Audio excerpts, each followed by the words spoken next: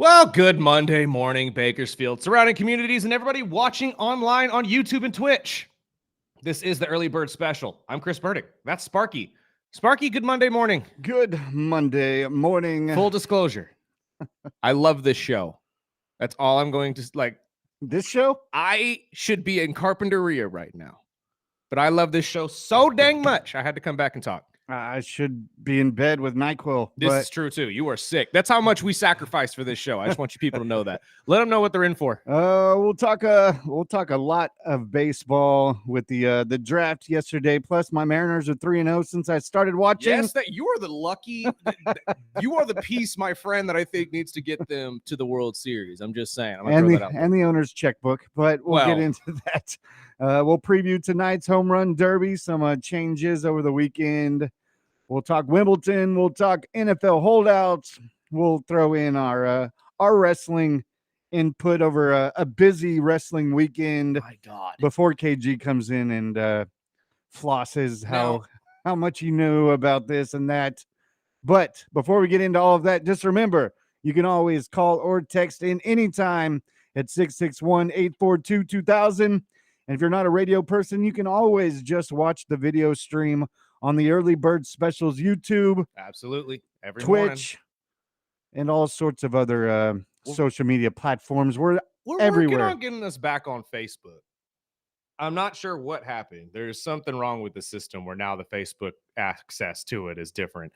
I'm sure Meta changed their, policies or something. Guidelines. And yeah, I mean, it is what it is. But we're working on getting back on Facebook as well, along with Instagram and all of that. So hopefully we'll be all over the place. You can go follow us on Facebook, Instagram, and TikTok right now. We are on all social media platforms at the Early Bird Special. But we got to talk about a few things that happened over the weekend. Let's start with Wimbledon, since, neither of us are huge tennis guys, but this was a huge tennis weekend. Obviously, Wimbledon took place and the finals were over the weekend. Unfortunately, the American Amanda and oh Lord, I'm going to butcher this girl's name again. And I know I am.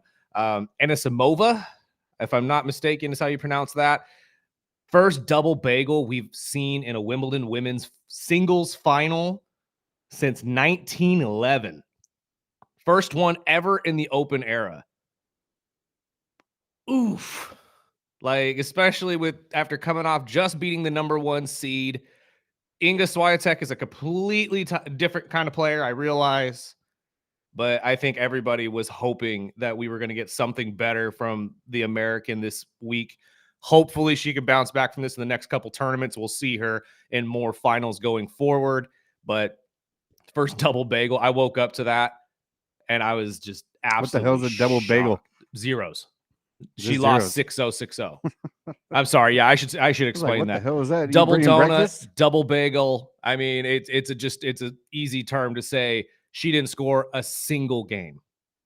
Now, doesn't mean she didn't win a couple rallies and stuff within those games, but she did not win a single game in this final.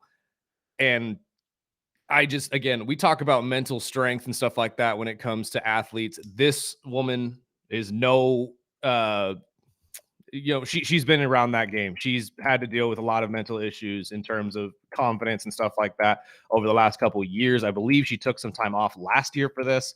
I think she's going to be fine. I think this is a great step forward for her, regardless, just being in the final, being the first American since Serena Williams to make it to the final. I think that puts you in a great opportunity, and that's going to push you up in the numbers. I know Swiatek is now jumped from, I believe, 8th to 3rd in women's singles on the opposite side of this. So I'm sure Amanda will be getting some sort of positive push in terms of the world ranking for just being in the final. So hopefully that helps.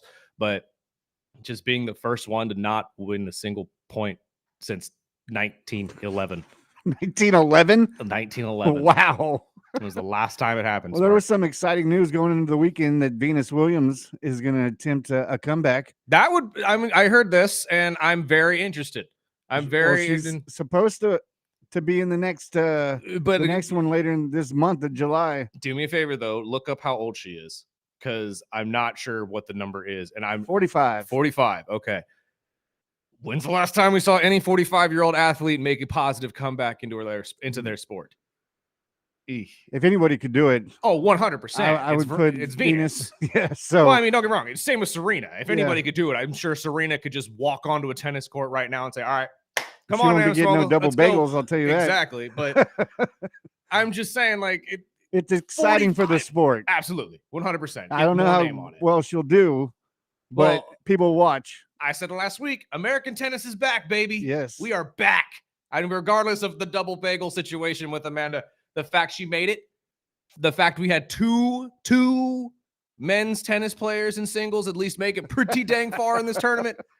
I say we're back. I mean, Yes. Obviously you'll run into the Yannick Sinners and the Carlos Alcarazes and the Novak Djokovic's, which will swiftly, show us exactly where we belong. But well, next time the big tournament's coming up, I'll get my buddy Debbie in here because she'll be able to talk a lot more, and she'll get the names right, and I won't sound like an idiot. Well, I mean, again, I think you're right though. Anything to bring some more, eyes to the sport of tennis is a good thing. The men's side of this tournament was very, very entertaining to watch in this final. Alcaraz and Sinner, the number 1 and number 2. Everybody wanted this matchup. I still say to this day, Carlos Alcaraz is a dead ringer for my cousin. I mean, my cousin could be his doppelganger. And it bugs me watching too, because all I'm thinking is, why is Jimmy playing tennis? But regardless, doesn't matter. Scott asked before the show started on how many doll hairs did you get from Ralph? I don't get doll hairs. He said he wants 10% of it. No.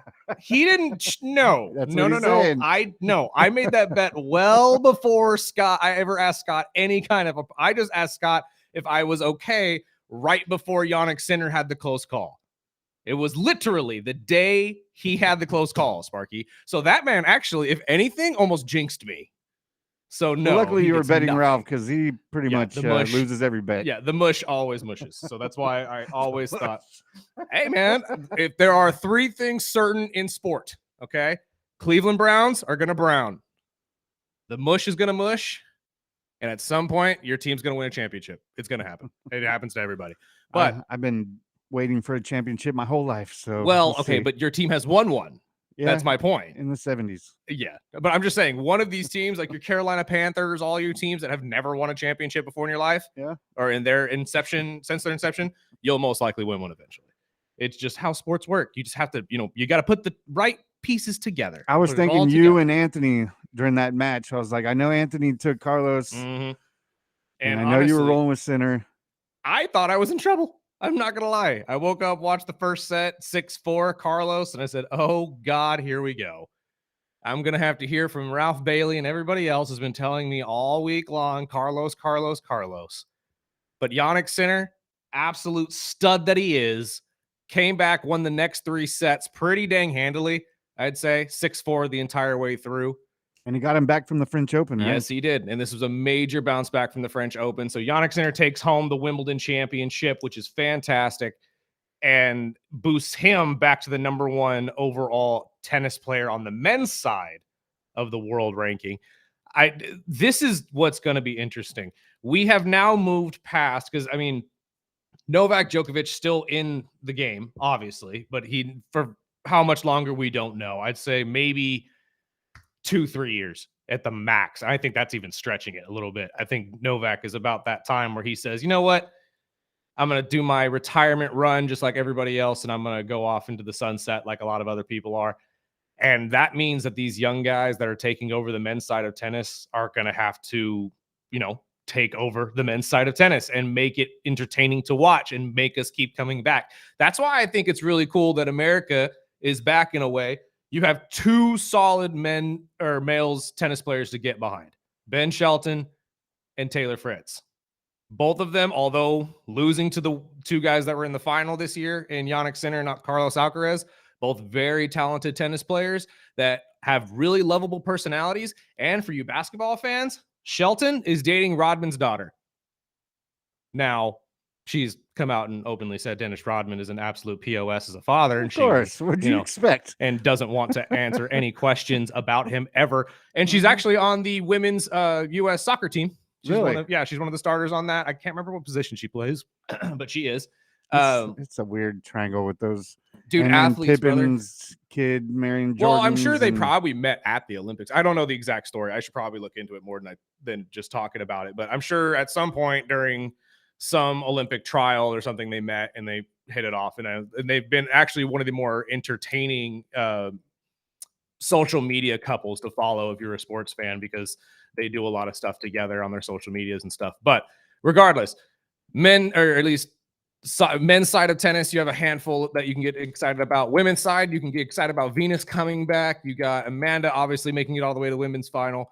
There's a handful of others. I think that at least Americans could really get behind a lot of these players, and we can get tennis a little bit more exciting if you can, put the right guys in front of the right screens. So you put Venus back in there, I'll watch. I mean, I think a lot of people would, but again, I worry 45 years old and I don't mean in the sense that she can't hang, but it's just the body doesn't hold up as well as it does, or as well as it used to. Sorry.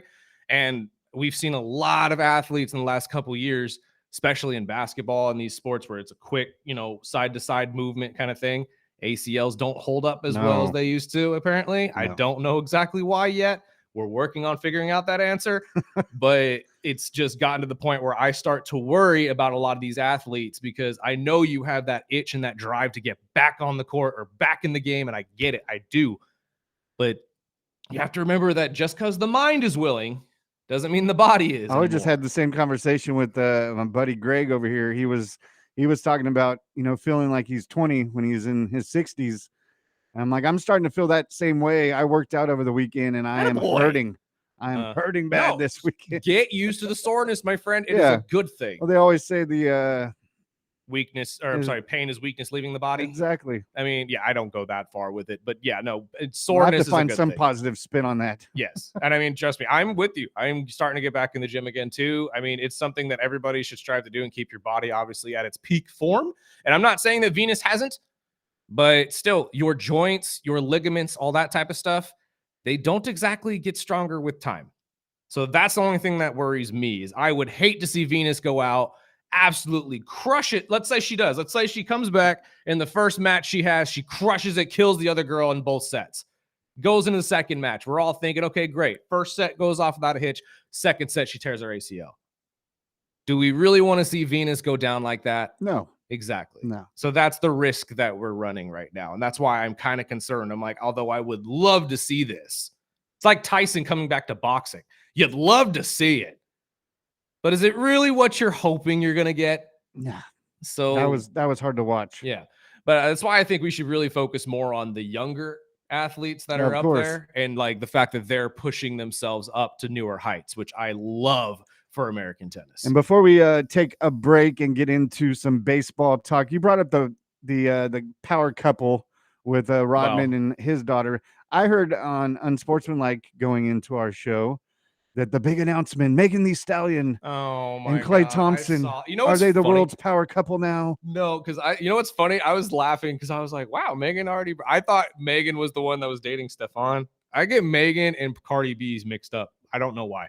I don't care for either of them as artists. Neither do I. So I don't really follow their careers. If you're successful, good for you. I really don't follow you that much. But like, when are basketball players specifically going to learn when you start dating someone famous, your career traditionally goes right down the chute? Take Tristan Thompson, for example. Love Tristan Thompson. Now, don't get me wrong, he was never a superstar center in the league. That's not crazy. But he was a solid starter for Cleveland for a very long time, especially on those championship teams. Started dating a Kardashian after, once everything started hitting its peak. LeBron leaves, and Tristan's career goes right down the shooter. I was going to say, what happened to him? He was traded around to a handful of different teams, including you guys and the Bulls, I believe, for a short stint, and then back to Cleveland this last year. Who knows what's happening with him next year? But I've always been a huge Tristan Thompson fan. But like every time I see or hear of a basketball player specifically starting to date someone famous, it never works out well. Chris Humphries. I don't mean to keep bringing up Kardashian. I always felt bad for that kid. But Chris Humphries, at one point in his career, was actually known as one of the better rebounders in the NBA and a solid starter for the Brooklyn Nets. Was he a game changer? Not so much. He But had his games, yeah. Yeah, I mean, but as a rebounder, he was awesome, and watching him play was very entertaining. Then he marries Kim. Anybody heard from him since? No. I'm just saying. Let's learn from people's pasts here. Now, some of the times it works. Obviously, sometimes it works. But when it comes to like the major stars, though, I usually am pretty skeptical when it comes to these relationships. I'd steer away from that. Yeah. Yeah. We'll take our first break. We'll get into some baseball, and we want to hear who do you think is going to win this home run derby tonight? We'll have some excitement into that. We need it. Oh, and I'm back on my absolute just anger about this because Ronald Acuna is not in it anymore. But we'll get into that and much more right here on the Early Bird Special.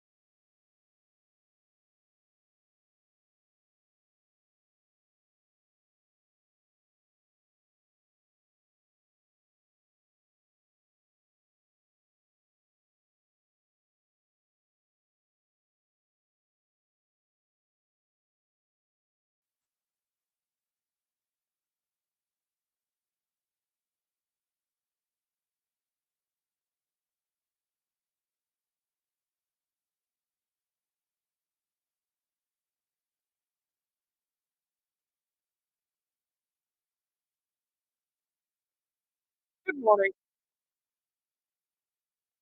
It's Metal Monday. I mean, not that you're not gonna hear metal every single day on this show, but I'm gonna try to switch it up. are you? I started a little playlist. I'm gonna mix it up. Okay. I was gonna bring that up. Technically, we could. We are on Spotify, by the way. Of some of our old episodes, you can go back and find us on there as well. There's ways to actually go about that. We can make a We do. playlist. I actually And have it. actually, I was thinking about this. Why don't we open that up to listeners too? Have them throw in music that they actually want to hear. So maybe we'll work on that and see what we can do. Anytime. We'll see what we can get done. But let's talk a little bit of baseball before we get into 3-0, some of the baby. fun stuff. Yes, 3-0. Seattle is looking good. And your Dodgers, for those of you who are Dodger fans and were listening last week, you turned it around. You beat the Stinky Smellies 2 out of 3. Fantastic. Although you almost threw the game away yesterday. I'm not going to lie to you. I'm still I know you guys hate my thoughts. I do. I get it. But nobody has been able to explain to me why Shohei Ohtani as your closer is a bad thing. And when you see situations like Tanner Scott, and honestly, I'm going to tell you right now, you're going to see the same thing with Rios because he hasn't been great since that one year he was an all-star. You need consistency at the closer position. You really do. I think Shohei could be your consistency. I'm going to harp on this until the day I die, probably. But if we're just going to continue to get one inning games out of Shohei, and especially since most of you actually hate it because he'll go and pitch one game and then the next two, the guy won't be able to hit a baseball. So switch it up. I don't know what to do, but I'm not obviously in the Dodgers organization. You have plenty of time to get some rest here over the All-Star week starting today. If you got to be concerned, you may have won these last two, but you got to be concerned. You almost threw it away twice, both by the same guy. It was cool. I saw the guy that got the ball out in the cove, and he was talking on ESPN last night and was saying that he's the one that got Muncie's a couple years ago. Oh, is he doing really? the same thing? He has a little radio he wears on his head, and he can hear the pop. And he'll just look up for the ball. He said he leaves the boat, his little boat that he was in. He leaves it. And he knows this is like a part of his science that he's got it down. Wow. But he said he's going to sit on the ball for a little while and he's probably going to sell it. I would. Absolutely. I'd sit on that one. But again, I think that's just, there are fans that do that all the time. We talked about the one in Arizona that's been banned for the rest of the year because he keeps stealing home run balls, quote unquote. Really, he's reaching over the boundary and grabbing the ball before the player can, and causing home runs, which has been a both help and deterrent for the Arizona Diamondbacks. But it is just, some of these guys are really intuitive of how they do this. I appreciate the Covey Cove people though, because you see how much they work for those. I mean, some of these guys are in kayaks, yes, just looking for baseballs. And it doesn't matter if it was hit by the Giants or by the other team. They're looking for a baseball. Yeah. Like most of us go to a baseball game just hoping for a foul ball. These guys are literally ball hunting, making a job out of it. Exactly. Like that's incredible. But I'm still going to harp on this until some sort of consistency happens for you guys at closer, because you have not had a consistent closer in years. Shohei. Our first text says, "Let it go, Burdick." I know. Ohtani isn't a closer. He could be. You people just shut it down way too easily. I'm telling you, it could be the best thing that ever happened to you. It really could. But again, that's why I'm saying, I know y'all hate when I bring this up. I'm a Philly fan, so it is what it is. I ride with my team. And my team right now is pissed because of these replacements that were called in. I'm not even going to talk about the players because they are all fantastic and deserve the actual replacement spots. But there's a handful of players in Philly who are not very happy and are calling the All-Star game the Savannah Banana game now. Thanks, Nick Castellanos. I mean, again, I'll double down on that. You guys heard me last week. I think the Savannah Bananas need to be an All-Star weekend. I think that's how you save All-Star weekend. But that's just me. But I mean, a lot of players aren't very happy that some guys like Christopher Sanchez were not chosen for the All-Star game. I mean, I don't really care. It's not that big of a deal to me. And personally, in my opinion, I think teams like Philly would actually benefit from not having a lot of All-Stars on the game because you actually get to rest and don't get the grief from the media about it. But What I thought was a really classy call here, though, certain players for Philadelphia had clauses in their contract that if they had won or made it to the All-Star game, they would get paid a certain amount on a bonus. All of those players were paid. Nice. Chris Sanchez was paid, I believe, 50 grand for making the All-Star team by the Philadelphia Phillies. I think that's a real classy move. I love when organizations do that. And it just shows that they actually value the player itself, not necessarily the accolade. You know what I mean? Because some teams, I feel like, put those clauses in there just because they know it's never going to happen. Because, I mean, think about it, dude. Like, if you have an opportunity to sign somebody that's like a big name all-star and no one else wants them and says, you know what? We will put in your contract that if you win a World Series for us, we'll give you 15 mil on top of your contract. Yeah. They do that a lot in football, too. Yeah. Just because they know that at no point in time will they probably ever be contending for that, and they will never have to pay you that. And anytime they get close, they could probably just ship you away and then, continue to get there. I do believe that actually happens in baseball more than it happens in any other sport, but it is what it is. Some of these contracts that, like, when I see that these guys are getting paid regardless of them getting the accolade or not, it just gives me hope, because it's like you said, Sparky, early in the show, and we talked about it last week, especially in baseball, you got a lot of cheap owners. A lot of cheap owners that are just trying to make a good amount of money off this team that they own. And I get it. Don't get me wrong. Easiest way to make a ton of money, sports organizations.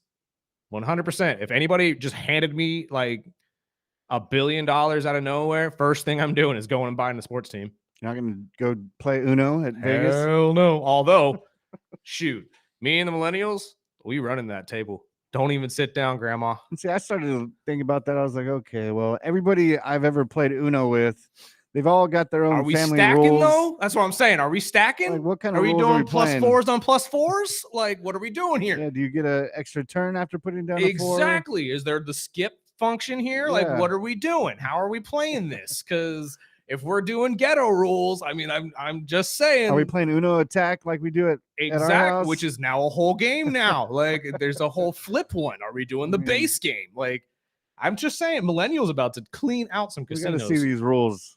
It has to be traditional rules. Watch, and they're going to be so nitpicky about it.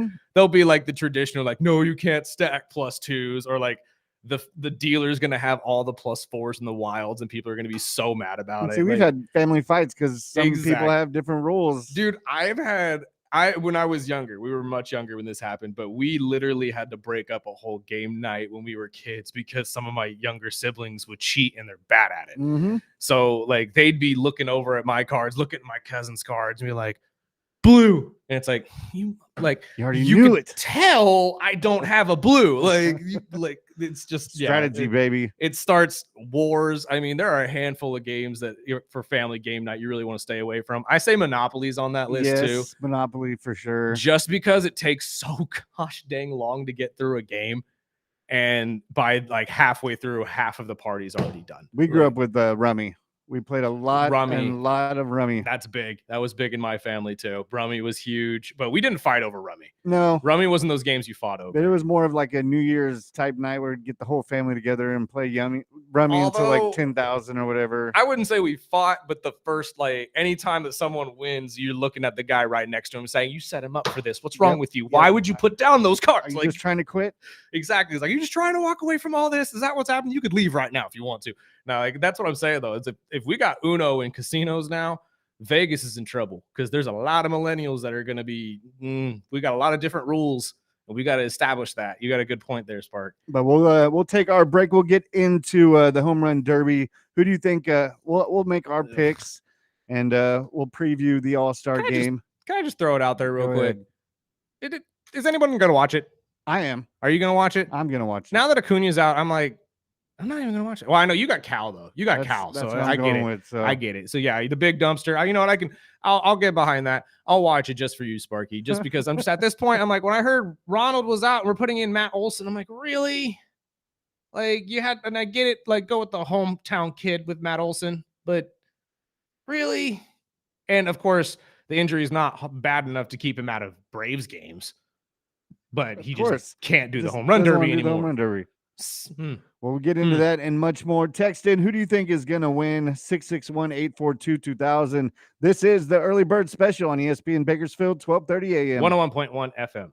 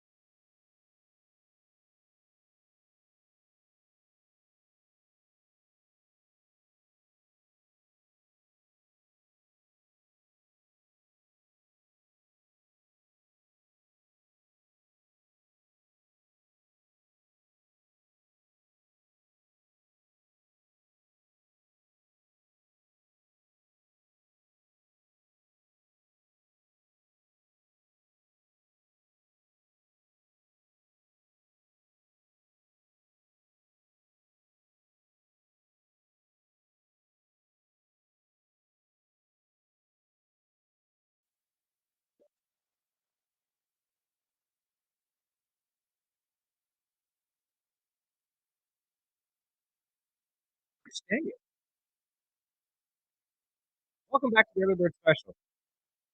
For those of you who are not listening to our radio broadcast, we have promos throughout from various sports shows that we have here on ESPN Bakersfield, as well as across ESPN Radio. And our, the show that comes on before is Unsportsmanlike with Evan Cohen, Chris Canty, and Michelle Smallman.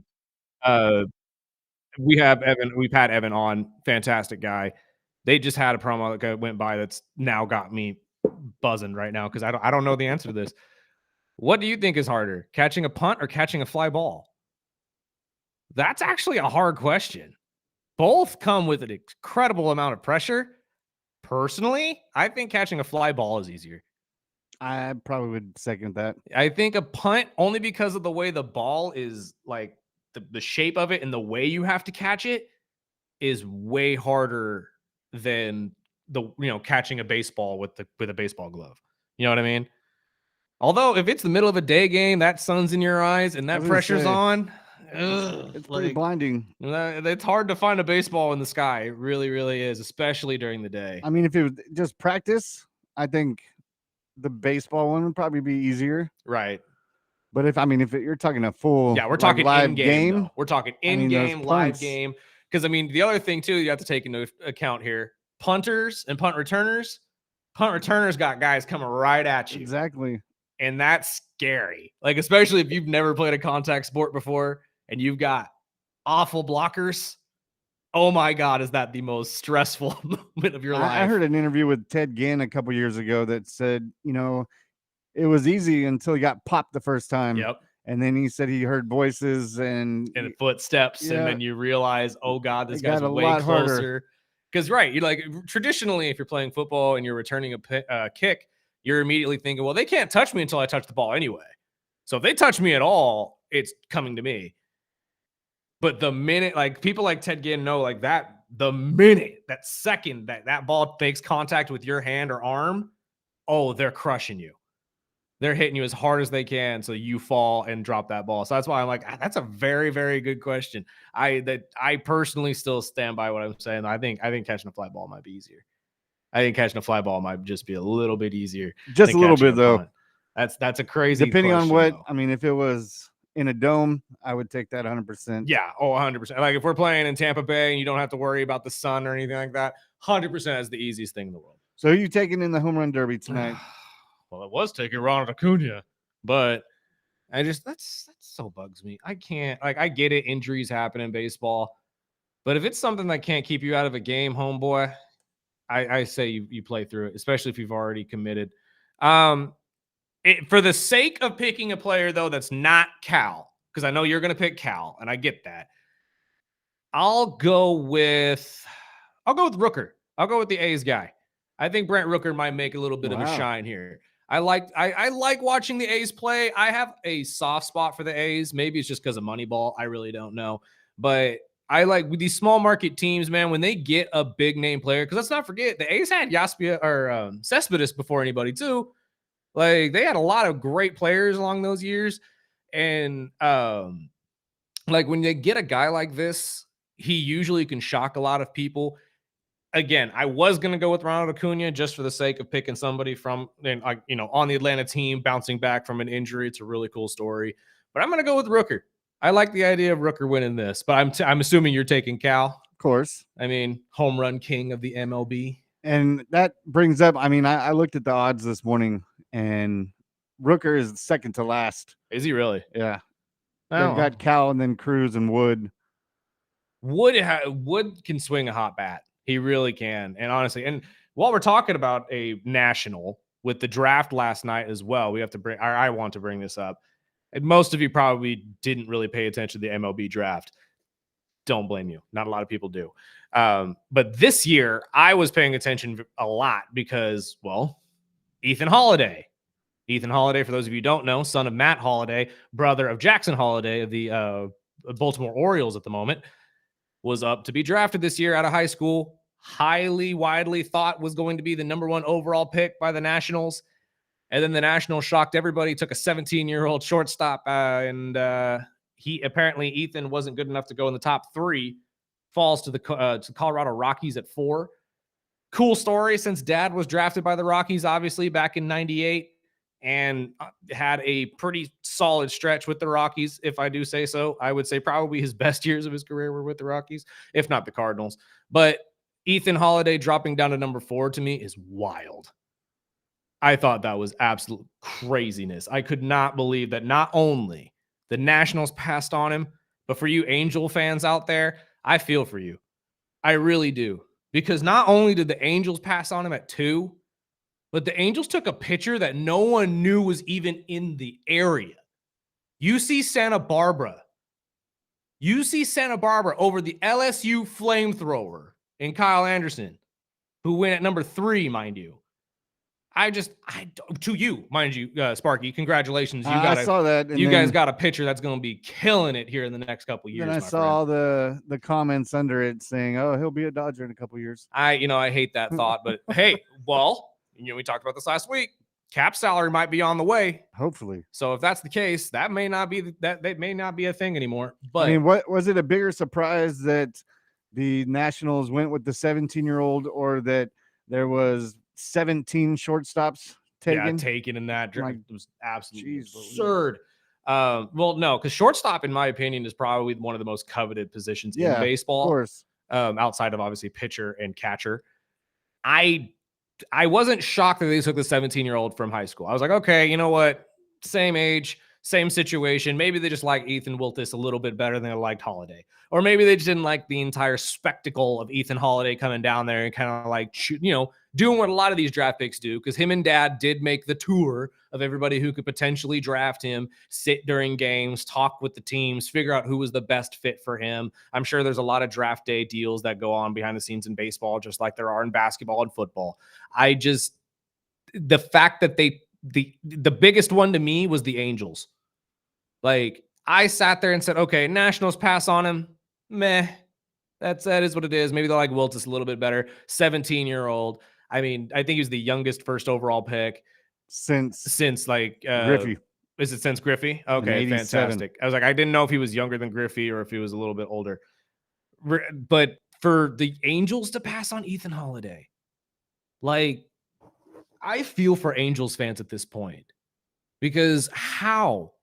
Why? For a pitcher from UC Santa Barbara? Like, if you took Kyle Anderson or any of the guy from Tennessee even, I would have been okay with it.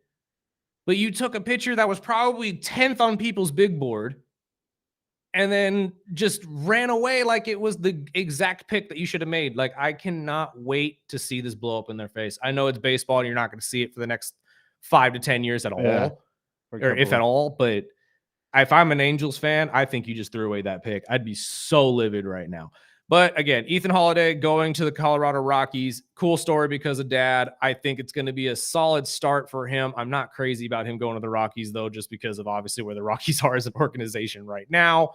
Self-indulgent, though. Philly drafted the kid out of Arkansas that threw the no-hitter, Gage Wood. Love that.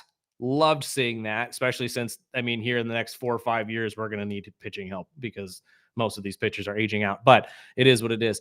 And going forward, I think this is just going to be, again, a start of a lot of great careers in baseball. I can't wait to see Ethan Holiday as quickly as he'll be called up. His brother was called up, I think, in like 2-3 years. I think it took any time at all. And he's supposed to be better than his brother. So we'll see how that goes.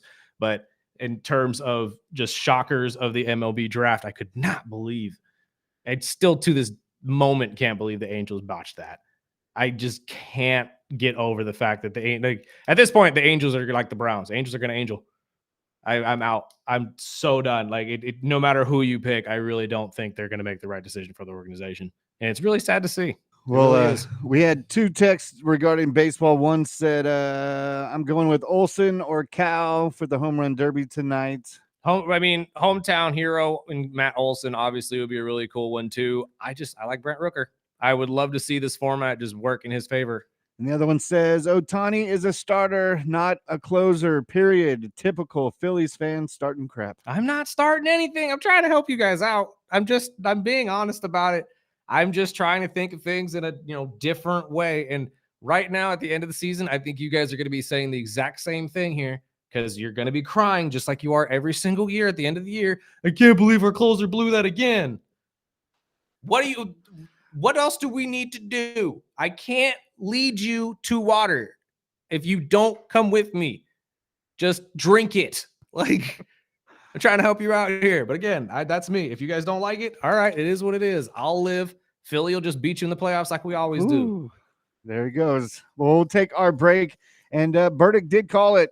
Cooper Flag Drop is 30. done for the Summer League. We'll talk about that and much more right here on the Early Bird Special.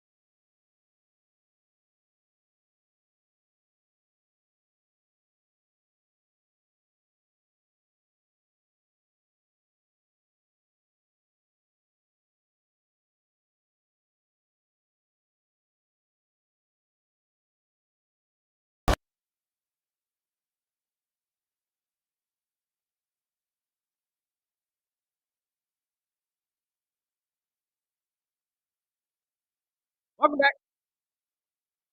This is the early bird special final segment of the first hour. We'll get into our thoughts on all the wrestling that took place over the weekend. The next hour, there's so dang much. And I will get into AEW all into because I had a great time watching that over the weekend. I'm not gonna lie to you. That was some pretty dang good. I was thoroughly impressed. Let's just say that. And we finally got the end of Jon Moxley's reign as the world champion as well, and the beginning of what should have been the Hangman Adam Page era that we got a long time ago. So we'll get into that on the other side of the break. But let's stick to the All-Star game a little bit. What do you expect to see this week, my friend? Are you hoping for the NL, AL? How are you expecting this? Because I mean, obviously now the game doesn't really come down to who has home field advantage during the World Series. It's more just for fun, right? Yeah, I probably won't watch it. You're not gonna watch it. I'll watch the home run derby tonight and wait for the season to kick back up. I'm gonna watch it. I'm gonna try to watch it. I at least try because I mean, for all of my griping against all of these All-Star games, I at least give it a shot. Because honestly, growing up, one of my biggest or at least most favored memories was watching the All-Star game every year. You can ask my parents, and especially the basketball All-Star game. I would have jerseys on, a different one every single event. Not every single day, every single event. I would switch it to whoever I had that I wanted to win that event if somebody was in that event. And trust me, I had a lot of jerseys at the time. I did growing up when, the Jordan years and the Jordan versus Kobe year. And I always wanted the Cactus All-Star jersey, the teal one. Yeah. But nice what was your favorite? Like, did you prefer it when they all were their own game jerseys, or when it was? So you prefer it that way? Because personally, I liked it when it was the team, like the West and East jerseys, and they would they would make them specifically for the city. I did like that was the one I did like. Was I believe it was in San Antonio when they played, or no, it was Arizona when they had the Cactus. I believe Arizona was the one. Teal. If we're talking, it's probably well before. This is Jordan days. Just Jordan days. Okay, so I wouldn't really remember that one that well. But the one that I remember from Phoenix was when they were all together, and I think there was like purple and black unis, but it was a West and East kind of a thing. I don't think, but it was actually. I did enjoy it when they had just their home and away jerseys. Yeah, because it was easier to know. Okay, when they had Jordan and Pippen on, but.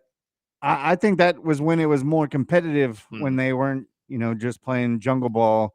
Well, and no one was playing defense. And at this point, it's not even West and East anymore. It's in certain. Well, if we're talking about basketball, we're sitting here in baseball. Baseball is still AL and NL, and that's why I enjoy it. I think this year's jerseys look a lot better than last year's, though. But in terms of basketball, it's always Team LeBron against Team Giannis now. I hope baseball never gets to that point. I hope not. If we have a baseball all-star draft, I'm done. I'm done. I will not have anything to do with All-Star Weekend. We're done. You've officially run out of ideas, and you're just copying everybody else to see what fits. It won't work for baseball. I love that baseball at least stays somewhat traditional. I think they should bring back the entire World Series thing, though. I think you got to. I think that'd be more entertaining. Yeah, and a reason to play it. That's why I'm not watching it, because there's no reason. There's no reason of it.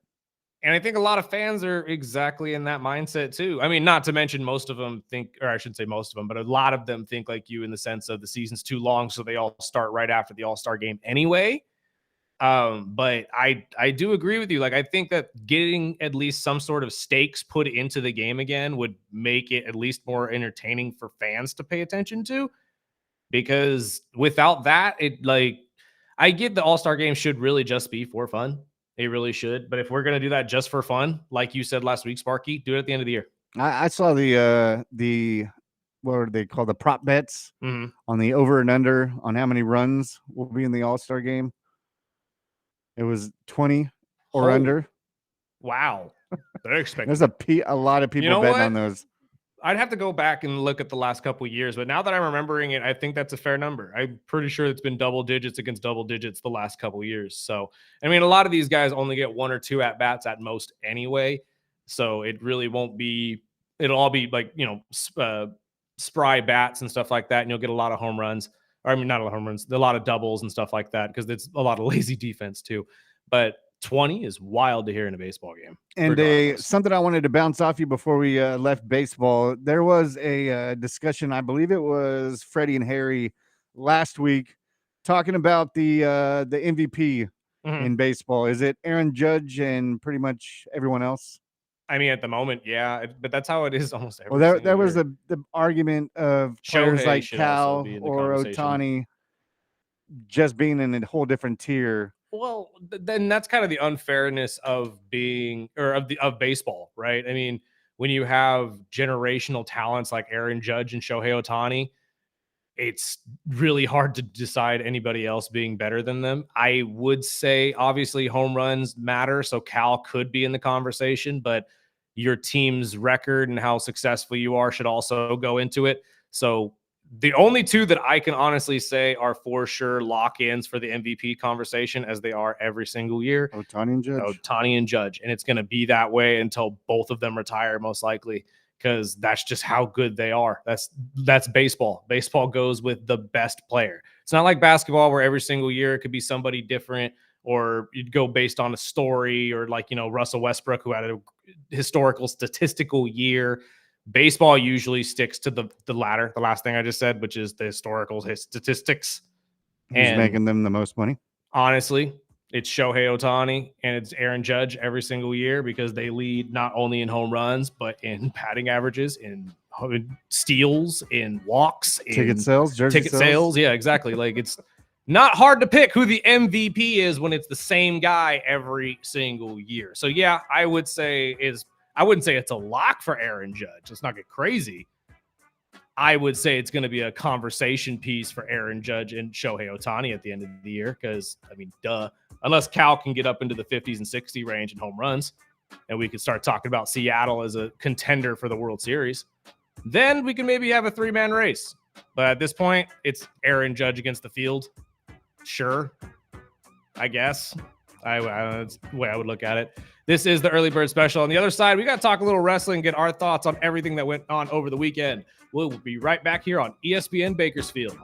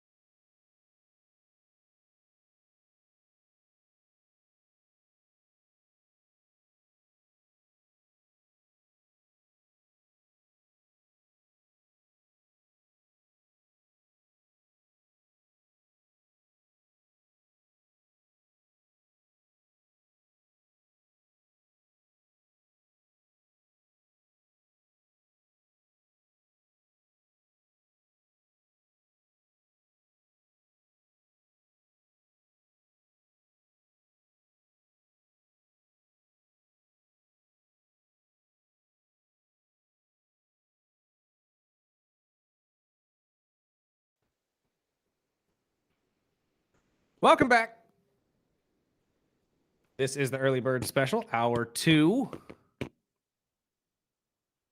Sparky giving you some added drum mind there. I did watch LFG.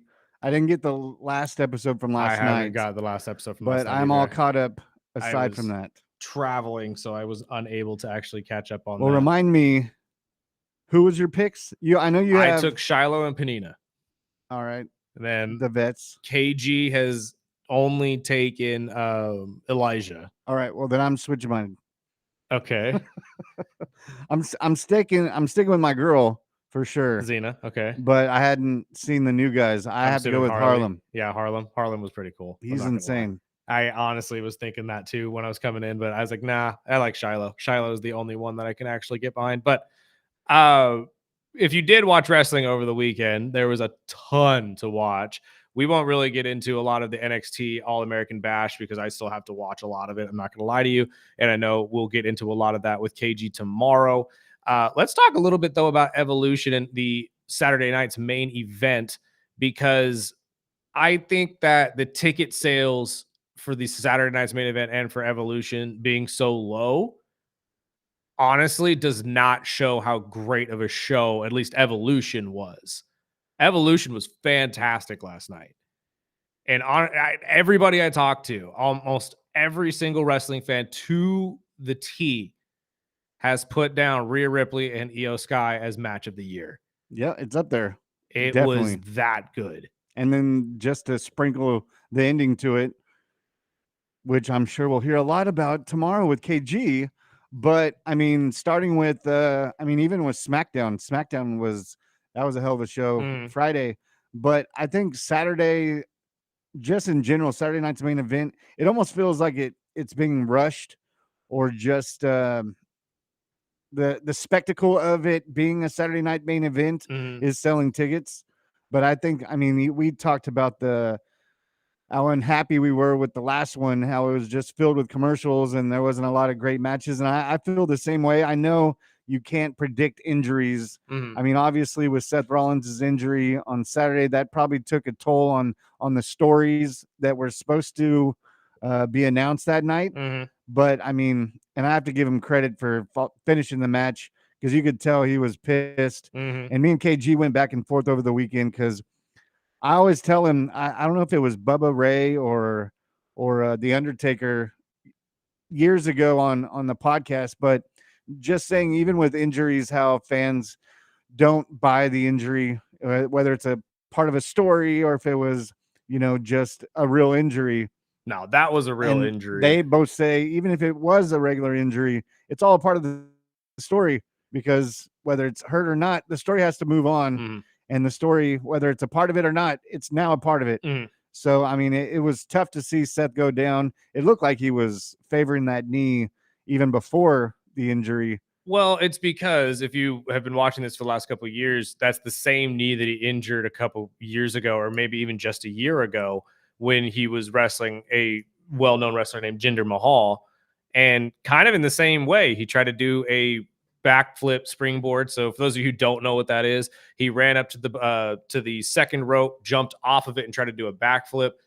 It was meant to be something that was dodged. So instead of landing flat on his belly like he traditionally would, he flipped all the way over onto his feet, and you could tell just the knee buckled once he landed it. Yeah. And if you've ever done gymnastics or followed or watched gymnastics, when that kind of stuff happens, especially on a dismount, traditionally that's your ligament or something that just went rip. And that's what I saw immediately. And I said, oh no. Because if you go back and watch the replay that even they used themselves, you look in the background and look at Paul Heyman. And Paul at first looks like, oh, heck yeah, he landed it. And then you see him fall, and all of the color comes out of Paul's face. And you just see his mouth drop, and it's like, oh no. So it'll be interesting to see how this changes. And I love that you brought up Busted Open, because Bully Ray talks about that all the time. And you're right. Regardless if this was meant to happen or not, it is now part of the story, and we move forward. I am now interested to see, one, where this entire thing goes with the Money in the Bank briefcase. which we'll get our guys or KG's thoughts on this tomorrow as well. 2, who they're going to push now, which I have a thought process on who that's going to be, Steiner boy. And 3, where this goes for Seth, because that is now the same knee that you have injured twice. Traditionally, that is not a good sign going forward in terms of your career. So something is going to have to happen in terms of helping him and his health first. I am happy to hear that he was at Evolution last night to watch Becky Lynch, his wife's match. So at least it's good enough for him to be able to get around and walk around. But even Triple H yesterday addressed it during the post PLE press conference that it is serious. So it is not a work, in my opinion. I think this is a very legitimate injury. I'm still confused, though, why he took the BFT at the end. You know what I mean? Like, so when these things traditionally happen in wrestling and an injury happens, they usually just shut it down. They usually say, okay, match is over. Homeboy wins. Yeah, we saw a couple weeks ago with Liv. Exactly. Like, you know, due to injury, we have to stop this. Like, we can't do anything about it. But Seth got up, took a finisher, which is technically a DDT in a way, or a cutter, and then got pinned. That's what didn't make sense to me. So the only thing that I could think of is that, one, that had to happen for the storyline purposes. They had to let LA Knight pin him in some way. Or 2, you may not be wrong on this, and this may just be a genius work. Because if this was a legitimate injury, why take the BFT? Why take the finisher at the end? You should have just wrapped it up right there. LA Knight walks off as the winner, and we're all happy. And they all looked pissed. Yes. I mean, I think he was just manning up, and he's like, no, I'll finish this, and we'll wrap it up. Hear me out on this too, though. And I believe it's a legitimate injury. I'm going to start by saying that. I do believe it's a legitimate injury. However, in your opinion, Sparky, what's the easiest injury to fake? The knee? The knee. I would say it's the knee. The back or the knee. Because you could just milk it. Oh, I can't walk. Oh, my goodness. Oh. So maybe this is a genius work. Maybe this is all part of the plan. And maybe this is just part of the plan to get Seth out of the face or out of TV for a little bit, give him a break, while at the same time leaving him dormant with that briefcase for whenever the heck they want him to pop up again. I mean, he had a rough week. He had his house broken into. He was dealing with an injury now. And, you know, just going back to the Saturday Night Main Event, I think the opening match with Drew and Randy and Orton was a hell of a match. I didn't care for we talked about last week with the whole Jelly Roll, and now it's all set up. Now it'll be a tag team match with Orton and Jelly Roll against Logan Paul and Drew. Which, I think Logan now is going to start being that in-between guy for the WWE whenever any of these big media people or artists or whatever want to come in and, like, you know, do something with them. The first person that is going to get called is going to be Logan. Yes. I think Logan and guys like, well, probably Damian Priest, obviously, if you have somebody who's close to the situation, they'll probably be called too. But I feel for most male athletes or male artists, it's going to be Logan because it just fits perfectly now. I mean, you saw it on Friday. He came out and just tried to chew out Jelly Roll and called him a clout chaser and blah, blah, blah. You know, everything we call Logan Paul and his brother, obviously. And it's a easy storyline to write. It really, really is. And it's an easy way to get all of these guys in on the action. But on the men's side, I mean, I thought Saturday night's main event fell. You know what was funny to me, though? I agree with you. I really do. I think Saturday night's main event at least was lackluster. But Goldberg was good. Oh, God. You shake your head at me all you want. It was a horrible match. I disagree. I disagree. For what we thought we were going to get, that was decent for Goldberg. But I do want to say this. Them cutting off Goldberg's speech at the end was horrible. Wow. People were so upset about that too. Wow. And you know what's funny? I've seen video of what happened afterwards. Cody Rhodes came out and gave him his flowers. Like, there was a whole spectacle that happened after that show that nobody got to see online. I've been upset with that because they've done that with all the shows recently, especially SmackDown. Well, you realize why, and I know why this happens because it was on. It's based on television rights. Yeah. Like it's like it. I don't think this was on TV. I'm not saying it was on television, but I'm sure it was set up to be like that. So they had a certain amount of time, just like the old days, where if you don't hit that timeline, And see, they that's have to what cut I you off. was scratching my head because I figured if it was a timed thing, I thought they were That's what I'm getting thinking more it was. time because of the Seth injury. Right. I mean, that Saturday Night Main Event was quick. It was right at a weird part of his speech too. It was right after he thanked everybody. He was looking down, trying to compose himself, and then it just goes black. And now they brought in Gage and kind of, set it up. If Which I knew. I mean, we called that last week. I knew they were going to incorporate somehow, his son some at some way. point. And Gunther just chucking him across the place with one hand. I was like, oh, this boy can't wrestle yet. Like, he can't even keep his balance. That boy can't wrestle yet. But again, I thought Bill did good for his age, what we expected to see out of him. We got one jackhammer out of him, was probably the heaviest thing he's lifted in a long time. I like the spear to the side where he missed. Mm-hmm. That was probably the highlight of the match for me. Can we give some love to Charles, the blonde referee of the He's been taking WWE? hits. Holy, this man has taken a shoulder check from John Cena. He's taken a spear from Braun. Goldberg, a spear from Braun. Yeah, This man has he's getting taken his so checks. much punishment in the last just month alone, let alone the entirety of his career. For those of you who don't know what we're talking about, look up Charles Robinson. He is a referee of the WWE who takes more licks than I think any wrestler on the roster.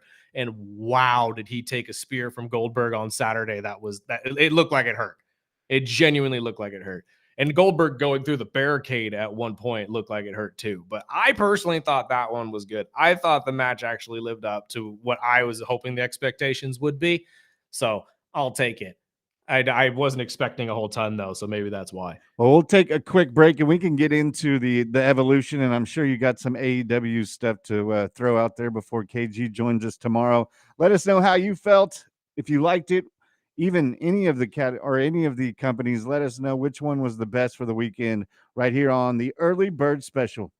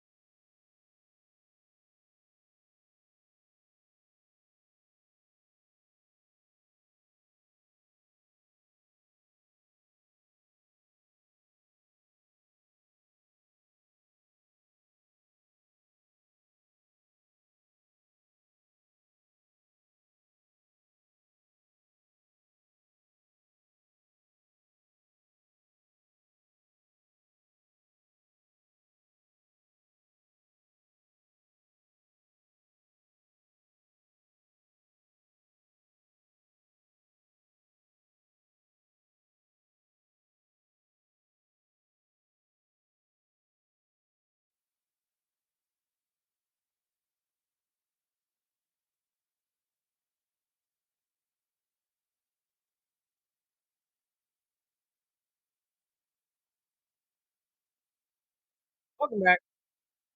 Some feathers in that last one. I did, or you did? Probably me. Always me. I'm asking. This one said, I don't know what Verdict was watching, but Goldberg match was terrible. Again, for what We we knew were what we were gonna get. expecting, man. Yeah, you know what you were gonna get. I thought it was just a bad match in general. The no They could sell. have Come done on, that dude. The on no SmackDown. sell of the chops was great.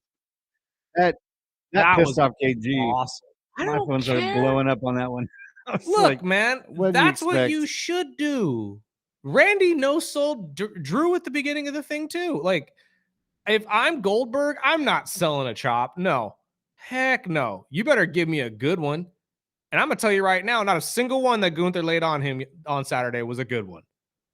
Maybe he was So just taking care of the old man. He had to maybe he carry the was. match. I don't So, know. I mean, he definitely did. I'm not saying he didn't. I'm but not saying Goldberg 100%, looked gold. I'm not saying this is a 5-star match. Let's calm you're down, not going to people. get a 5-star match out of Goldberg, even in No, his prime. So, not at all. I'm but just saying, for what we expected, I got a overall, longer than a 4-minute match. yeah, which he had to fill. But Exactly. I would say, like I thought last week, Evolution was going to blow it away. And if I had a chance of going to any of these events, I would have went to Evolution. Oh, 100%. That blew the door off its hinges. Even on the Sunday. first two matches, even before the EO and Rhea, and that was it the fatal 4-way tornado tag, whatever you call it, was one of the best matches I've seen in a while too. And I loved the incorporation of all the NXT women in this as well. All of them shined in a different way, including the obviously women on the main roster and legends that came back for this.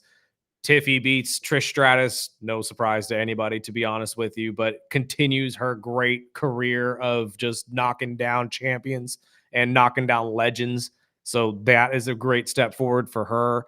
Stephanie Vaquer wins the Battle Royale as we all thought she would. And honestly, Cool to see solidified. Lash. Yeah, courtesy of Lash, that's fair. But I mean, again, starting what we believe to be probably one of the more successful women's careers in the WWE. I just can't even say starting. This is just continuing it. Her and Julia alone are going to just have every bit of every accolade before this time next year because they just keep winning and winning and winning, and they're winning over fans at the same time. So it's hard to say that it's not valued or it's I not want to warranted. see her and Rhea. Everybody does. And I think that might be coming, but now with her getting a title shot at Clash, Right before is the draft, so they could change some things up, but there is definitely a lot of talent in the women's division. and for it all to end with a cash in by Naomi after a brutal no holds barred match. I did not see that. I thought, see, if she was going to cash in on anybody, I thought it was going to be Tiffy. I really did. I didn't expect her to come out during that EO and Rhea match, but it made a lot of sense at the end of it all. It really did. Especially watching that match, you could tell. I have a handful of rules when it comes to wrestling. One of those rules is face versus face and heel versus heel does not work. And it usually something gets thrown in. Very rarely do you have a heel versus heel or a face versus face match, which usually means good guy versus good guy, bad guy versus bad guy. And in this situation with EO and Rhea, you had good guy versus good guy. No matter how much you try to make Rhea Ripley a heel, she's not. She's a face. Everybody loves her and will continue to love her. Even when she's a bad guy, she's still a good guy. Yeah, even we see that a lot lately. Yeah. Where the fans are kind of torn when they start chanting, EO and Rhea. Yeah. EO, We Rhea. see the same thing with the Cenas, and which is great. As long as you're getting reaction, that's all that matters. But that's usually when you see those matches of face versus face, heel versus heel, usually you get the curveball. So that's why I'm like, I should have saw it coming just like KG did, but he called it 100%. He knew the cash in was going to be coming, and it did. It benefited Naomi, which we'll hear all about tomorrow. And she will now start probably, well, hopefully not her final heavyweight championship run, but knowing what she wants to do with her life here in the near future, it's a dang good possibility, at least for right now. What we could see, though, is the beginning of a fantastic feud between her, Rhea, her, and EO. Naomi and probably Stephanie Vaquer, I think, is going to be the next one because obviously you have to put her up first. but I don't think KG is wrong. I think that this is all going to boil down to Jade Cargill most likely winning her first main championship on this roster. Well deserved. And very well deserved. I have to agree, which is funny because, I mean, just a couple weeks ago, as we were talking about this, didn't seem like there was a lot of love for Jade Cargill around the internet and around the room. Personally, I think this is well deserved, just like you said. We're talking about this way like in the past year. This is going to be in a couple months. Like, you're going to give Naomi at least a couple weeks to a couple months with this title. You think so? I think so. I think don't she's a see it. great wrestler. I do. I don't like this proceed with caution thing. No, it is stupid. I really don't like the moniker, but I mean, if it works for her, then it works for her. She's a fantastic wrestler. She is part of this bloodline too, technically. She's the wife of Jimmy Uso. I think that there's a lot of just talent with her, and she can make a lot of people look good. So I think, yeah, you're going to see her with the title for a while. Not for like a long, long time. I'd say maybe 100 days at the most. But who takes it off her is really going to be up in the air, because now you have at least 3 or 4 faces on the Raw roster alone that are honestly deserve that title too. Rhea, Stephanie, Io, like I mentioned. There's a handful others that you could look at, and we're all going to figure out who that first person is probably tonight on Raw, as they are going to be live from Alabama. But I still say that's probably was the perfect way to end the entire thing, was the cash in. 100%. And I thought for sure that she was going to be the first one to not be successful, especially coming down the way with as beat up as she was. I was like, oh, this is going to be ugly. Even when she came out, I thought that's what I thought. I said Rhea's going to get her. Yeah, and but I mean, but again, I'm interested to see where this story goes, as I usually am with a lot of these things. I'm not a huge fan of Naomi, but I have been swayed before in wrestling, so I'm open to anything. I think it's going to be a quick turnaround. You don't think she's going to keep it very long? I mean, it depends on how serious she is about hanging it up, because she's been talking about it for months. So I would not be surprised. It's just going to see how the angle is going to be, because now, you know, if it's going to be Tiffy and Jade, or they're going to turn this into Rhea and Naomi. So it's going to, I think it's all going to really come down to how they match up SummerSlam, and how the draft is really going to change up a lot of things, especially with all the injuries, and how quick is Liv going to come back. That's a big one too. But it was awesome to see Flair and Alexa. I was happy with that. They're starting to grow together a little bit. Yeah, I like the little the save Mean Girls best friend thing they got going right now. Like they keep dropping the name, and I know it's going to be the actual name of the tag team, but Allies of Convenience, that has a great ring to it. I'm not gonna lie, like, it has a great ring to it for a tag team name. But one of our wrestling friends that texted in said, just in my order, Evolution, NXT, All in Texas, and then Saturday Night Main Event. Yeah, no, 100%. If you had to actually go down the list of how these went, because NXT's All In, I'm sorry, Great American Bash was a lot better from what I expected as well, at least from what I've seen. I've still yet to watch the Oba Femi match, which usually is a pretty dang good one, to be honest with you, but I just haven't gotten around to it yet. However, All In, AEW cooked. That's not gonna lie. This one just set it up, because AEW said AEW beat it out, and I am a fan of AEW, unlike you, Sparky. Look, man, there's not a lot of them. I get it, and trust me, I am still like, I'm lukewarm on it.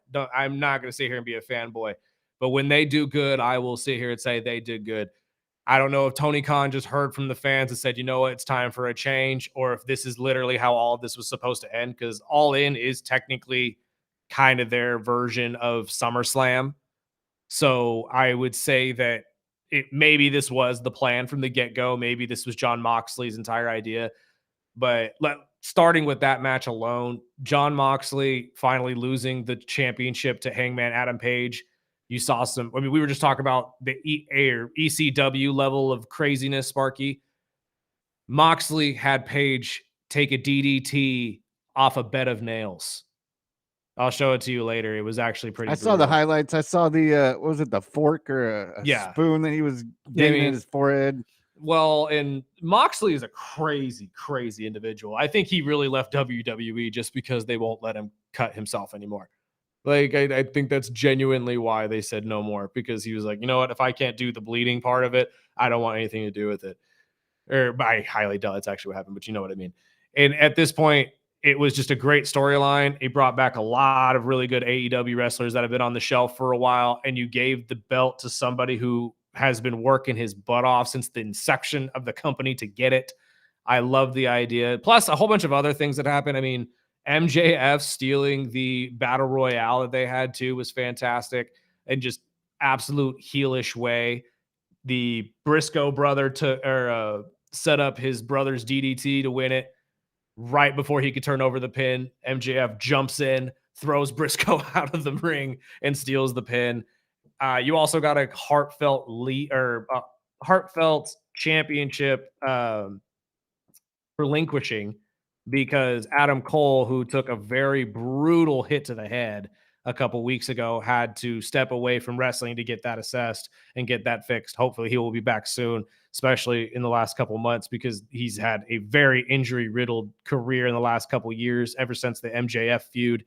But they had to relinquish the title, the TNT title, off of that, which led to Goldust winning a title, his first TNT title of his career over in AEW. And there was a whole bunch of really cool things that happened at All In.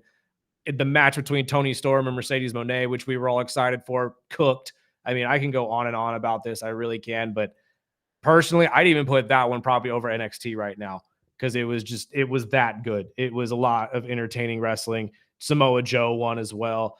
And all of these stories now are going to start shifting towards different ways. And we're going to see a lot of these guys finally get some, some limelight that was being taken away from them by John Moxley and the Death Riders and a lot of these other stories. So, well, before we wrap up our wrestling segment, and we'll get into it a bit deeper tomorrow with KG, we had two more texts. One says CM Punk versus Gunther after he wins tonight. I think that's how the WWE will switch over away from the Seth injury. And the other one says Evolution 2.0 is the best PLE of the year so far over the Elimination Chamber. wow. Rhea versus Io was a front runner, the match of the year. You know what? Let's do that for tomorrow. I'll text KG as well, and we'll rank our top 5 PLEs of the year so far, since we are halfway through the year. I don't know exactly where this one would go on my top 5. Would definitely be up there, I think. And I think it shocked a lot of people, especially with how ticket sales were. But it honestly, I can't think of a bad match during this PLE. So you might be right on that one. It may be up there in the top 5 area, or I'm sorry, the top 1 or 2 area of the top 5. So I don't know about you, Spark, but we'll get into that next or tomorrow. I guess definitely up there. But we'll wrap up this segment. We'll get into there's some NFL news over the weekend and much more right here on the Early Bird Special, ESPN Bakersfield, 12:30 a.m. 101.1 FM.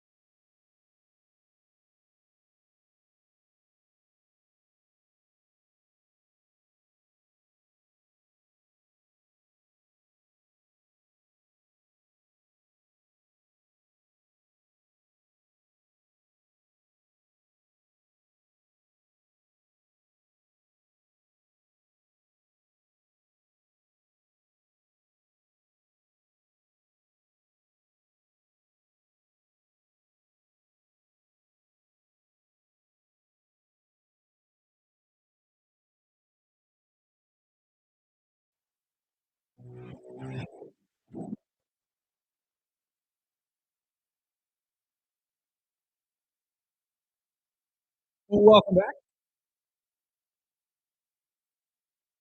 This is the early bird special. Wrapping up the show today. A little bit of basketball for you. Dallas Mavericks have decided to shut down the flag. Not really a surprising move. We kind of said this a couple weeks ago. You don't see the top star rookies in summer league very long. He had a subpar, probably C performance in his first outing against the Lakers last week. Took on the Spurs over the weekend, dropped 31 on 10 of 21. You think he's got it figured out, Sparky? He's got there. He's got to work on his conditioning though, because you could see Absolutely. that second half of that game, he was he did some oxygen. But Well, that is one of the big things that they had mentioned when they said, he's done for the summer league, yeah. which we expected it. We've been saying it before it even started.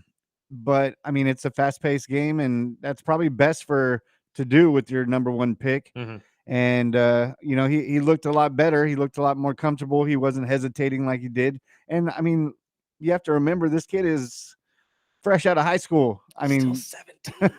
I mean, My it's just God. amazing that he is being able to just step in and put in 31 points, whether it's a summer league game or not.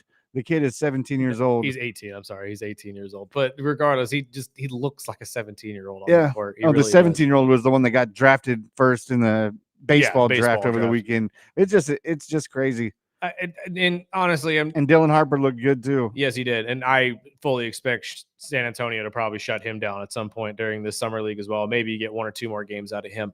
But Cooper coming out. I mean, last week we said it after the Laker game. I gave him a C.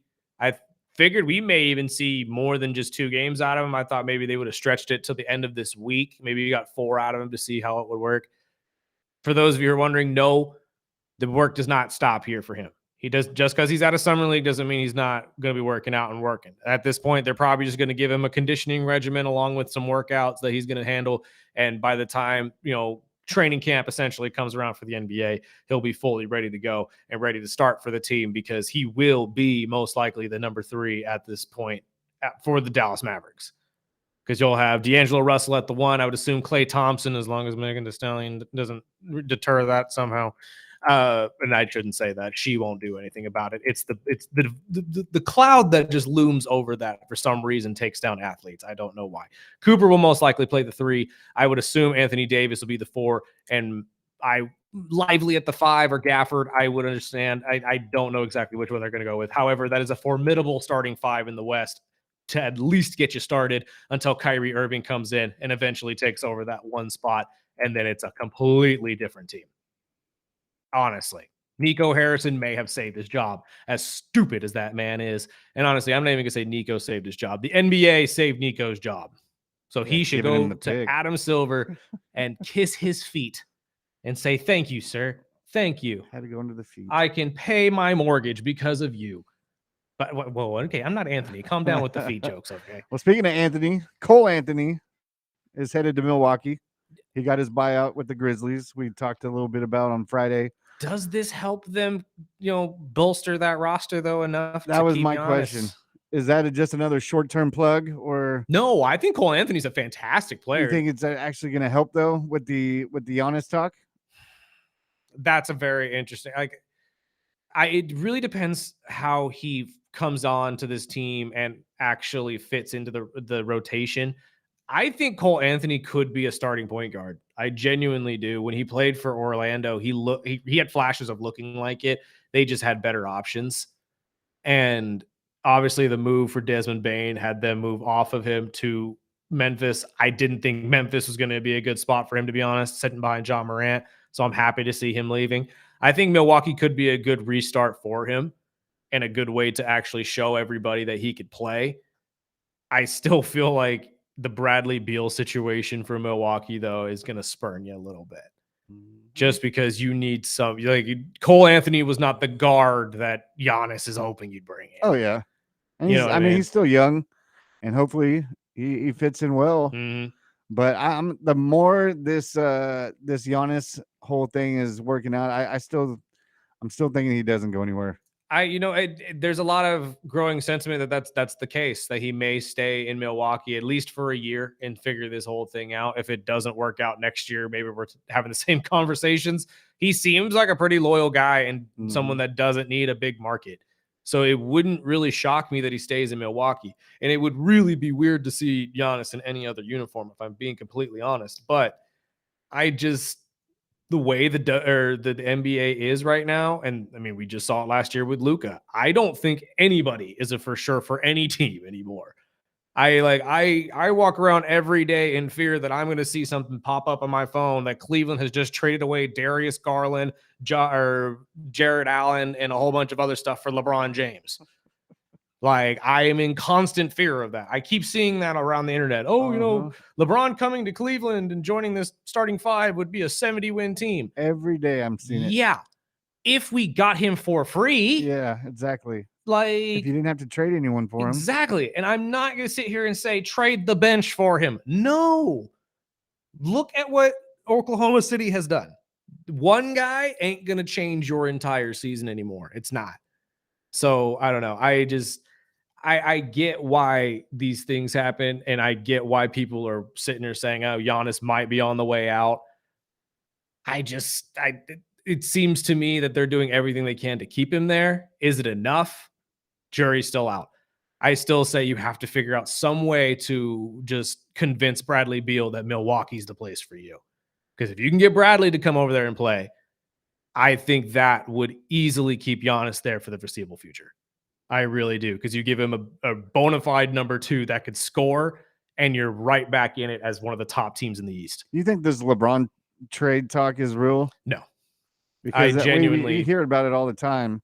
I think that it's always a possibility that he goes back and plays for Cleveland one last year. I think that's always been on the table. But a trade this year, no. Yeah. I figure he'll play out. But I could also see, you know, the Lakers trying to get whatever they can for LeBron. So absolutely. They can pay guys like Luka and bring in other younger talent maybe. Right. Well, but I just don't see it happening this offseason. No, I definitely don't see it happening this offseason. I think the Lakers are more focused, like you said, on signing Luka to a long-term max contract and putting a team around him that's going to actually work. Bringing in Ayton's going to help and a lot of other stuff. Obviously, they're trying to figure out this whole Damian Lillard situation too. I'm sure they're probably going to be in the running for him there too. I just don't know if LeBron moving this year is really an option that the Lakers want to move towards, because one, you already have a pretty solid relationship with him, and there's really no reason to leave that. You know what I mean? Like, I really don't see I know Laker fans are like, oh, get rid of him. Last year you were drafting his son. Exactly. And I mean, keep him. Yeah, exactly. Like, if you guys, well, actually, you know what? I can't put that on the fans. I really can't, because a lot of the fans that I knew put it in Bronny. Yeah, I mean, a lot of fans that I knew though didn't want Bronny. They didn't want JJ either. Oh, see, I heard the whole different story. Everyone wanted Bronny. I don't know. Again, if that, we must have two sides of the coin then, because a lot of Laker fans I knew did not. I still don't think the Lakers are in a good spot as long as LeBron's there. I mean, I don't think LeBron is really your issue. I think your issue is long-term for other people. And I think that that's kind of where the new management is going to move the team towards. I think this is just going to be the first year of the Lakers are no longer focused on LeBron. They're focused on Luka. They're focused on building around Luka. And honestly, we've seen it in the last couple of years. Actually, last couple of decades. Lakers don't develop talent. They take talent from other teams and they make a super team out of it. That's how it works in LA. You cannot tell me a single guy that you guys developed in the last 2 decades, outside of maybe Kobe Bryant, and actually made him a superstar. Shaq was already a superstar when he came to you. Dwight, superstar when he came to you. I mean, the list goes on. LeBron. I mean, I can go down the list. It really doesn't matter. So right now for the Lakers, you're focused on Luka is our guy. He's our corner piece. Who's going to be the guy to fit around him and make him better? And honestly, I think LeBron James is the perfect vet for Luka. So that's the other reason why I don't think Lakers move off of him, because if you really believe in the development of players or the development of your star into a champion, you should keep the guy that could lead him to be that champion.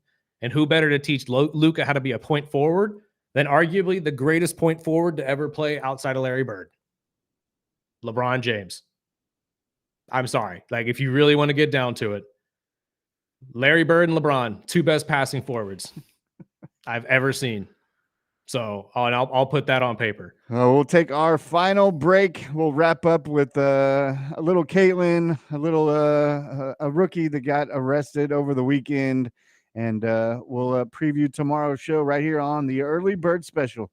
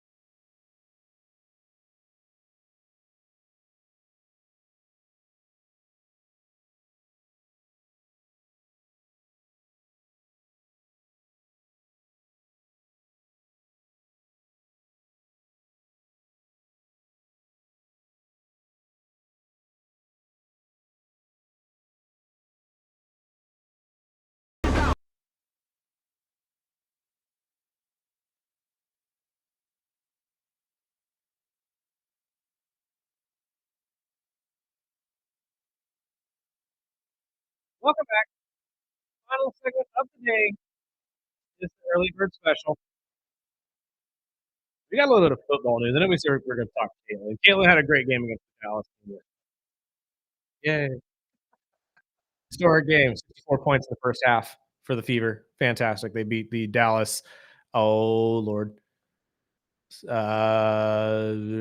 Wings. Thank you. Dallas Wings. And Paige triple Bucher digits in the, I know, actually 100 points. You don't see that very often in the WNBA. But when Caitlin Clark is part of your team, she has 13 assists. I mean, it's hard not to have a good game. Let's be honest. But we have football news to get to. Some breaking news this morning. The 49ers are dealing with another wide receiver that is unhappy with his contract. Oh, no. Jawan Jennings, who was scheduled to make $7.5 million this year, has came out and said that he either pay me or trade me.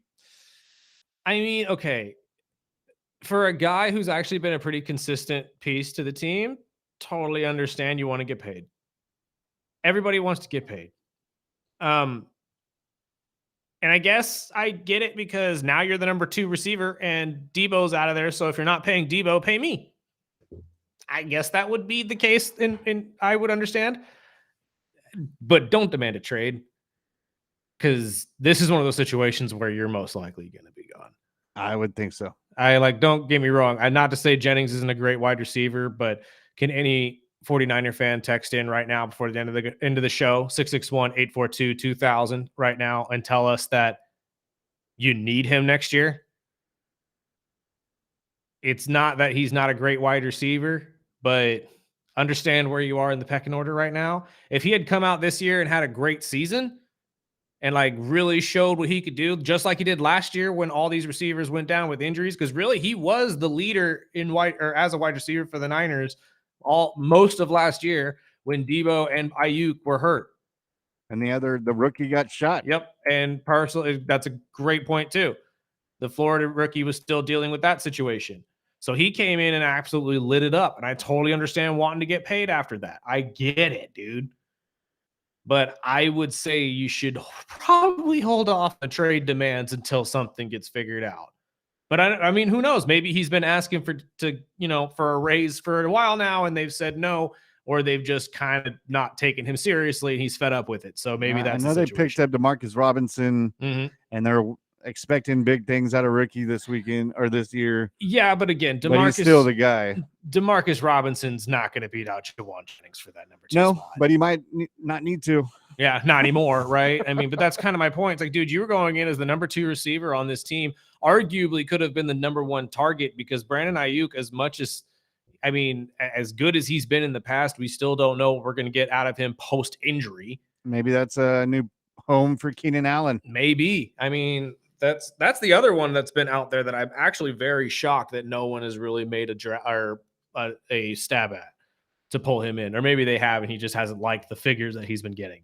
Because Keenan Allen is a bona fide number 1 wide receiver. Well, I did hear him over the weekend on one of the ESPN podcasts saying that he's not in a rush, that he rarely even practices in camp, that he is going to take it one day at a time, and he's going to kind of feel the vibe and see if anything pops up, and that he's not away from retiring either. No, I highly doubt he had even considered retiring. He has plenty left. Well, he had said he isn't a step away. He said he wouldn't mind taking it easy either. I think he'd have plenty left in the tank to give, because that guy, especially for the Chargers, has been a stud. But then again, he has been in the league for a while, so maybe it is time.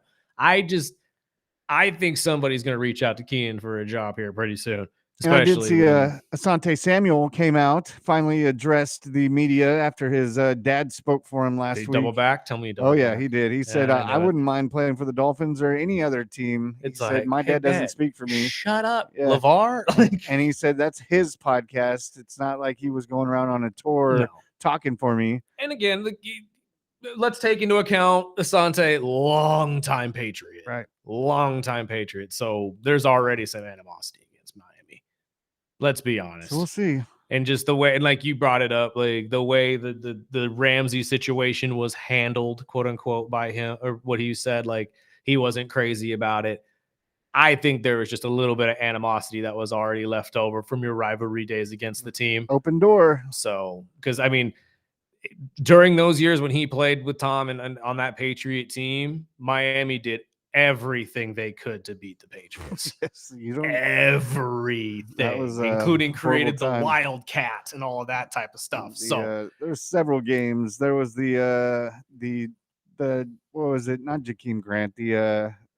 Are you talking about the kick? There you go. That's there's the pitch play. There's the Wildcat play. Well, and then there's the ones they got against you too. I mean, the multiple Gronk touchdowns at the end of games and all. My that favorite type of was stuff. Still when Gronk was getting up there in age and couldn't tackle him, and we won at the end, the Miami Miracle. Is that the one where he tried to play safety and couldn't catch the ball? Yeah, I remember that. I remember that now. But one other thing that happened over the weekend, Cleveland's new running back that is unsigned, 21-year-old Quinshawn Judkins, was arrested in Florida, was charged with misdemeanor domestic battery, and he was bailed out early this morning or late last night on bond. But it just brings up the topic. I mean, there's 32 draft picks that aren't signed yet, and one team has already started camp. A majority of the teams will be starting camp this week and early next week. Yep. And a lot of it is because of the fully guarantees that 2 players, I believe, in the last 2 years have gotten fully guaranteed contracts, whether it's the first or second round draft picks. And do you think this is going to be a big issue this offseason? Probably. I mean, we've been talking about Shamar Stewart and all that type of situation in Cincinnati, but with the growing number of holdouts right now, it probably is. I think a lot of these athletes are coming in with different expectations on these rookie deals, especially dealing with NIL money that they were getting down in college. That's why it's like a lot of these guys aren't going to take a pay cut. You know what I mean? Like a lot of these guys are going to leave college fully, making $5 million, expecting to make 10 in the NFL, and they're not going to be happy with 2.5. Yeah, with no guarantees. Exactly. So you're going to have to sweeten the pot for them. And we're talking 2 first rounders and 30 second rounders that are unsigned right now. And that's what I'm saying is that this is the sticky part of NIL that I was kind of worried about going forward, is how we can, make all of that work. Maybe we'll get into that a little bit more tomorrow. Join us once again, 7 to 9 a.m. as always. Go Cal. Go Cal. Go Cal. Oh, yeah. Tonight, Home Run Derby. Enjoy 5 o'clock here on ESPN. And I believe here on ESPN Bakersfield, not 100% sure, but we will be back tomorrow. Sparky, let's get out of here.